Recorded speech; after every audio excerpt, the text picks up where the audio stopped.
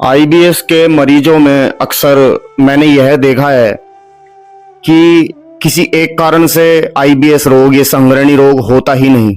मैंने कई सारे कारण बताए, जिसमें मुख्य कारण तो तंत्र बाधा ही है, चाहे इस बात को आज कोई माने या ना माने। 100 में से हो सकता है 95 लोग बोले कि यह गलत है, पर 5 लोग तो यह अवश्य ही मानेंगे कि यह कदाचित सत्य है।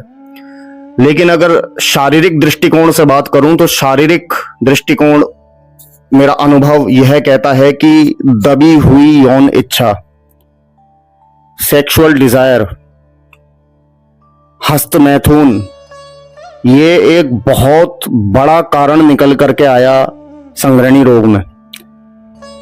दूसरा, एक रसायन जो डोपामिन कहलाता है, जो दिमाग का एक रसायन है, एक न्यूरोट्रांसमीटर है। डोपामिन बहुत बड़ा कारण इस संग्रहणी रोग के पीछे है। तीसरा, एक सेरोटोनिन नामक न्यूरोट्रांसमीटर, एक ऐसा रसायन, एक ऐसा केमिकल जो हमारी आंतों में बनता है और 10% मात्रा में हमारे दिमाग में भी बनता है। ये कई सारे कारण अपने पिछले कई वर्षों के अनुभव में मैंने देखा कि आईबीएस के रोगों में पाए जाते हैं।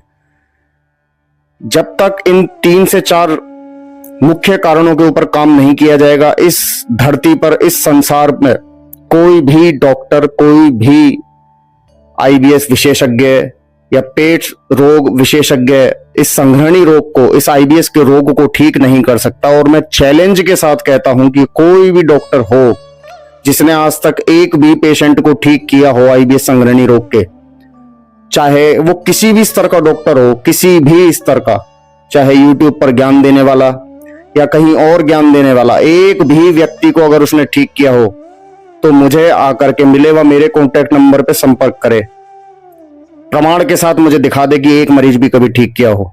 हमने पिछले कई वर्षों में अब तक 500 से भी अधिक आईबीएस संग्रहणी रोग के मरीजों को ठीक किया।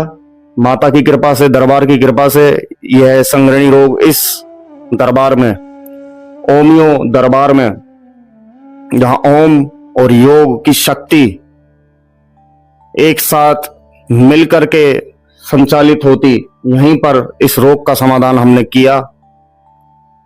तो अपनी इस बीमारी को ज्यादा ना दबाएं। अगर थोड़े भी लक्षण आपको दिखाई देते तो भविष्य में ज्यादा रोग बढ़ने की संभावना नजर आती। शीघ्र से शीघ्र अपना इलाज कराएं। नमो नारायण, हर हर महादेव।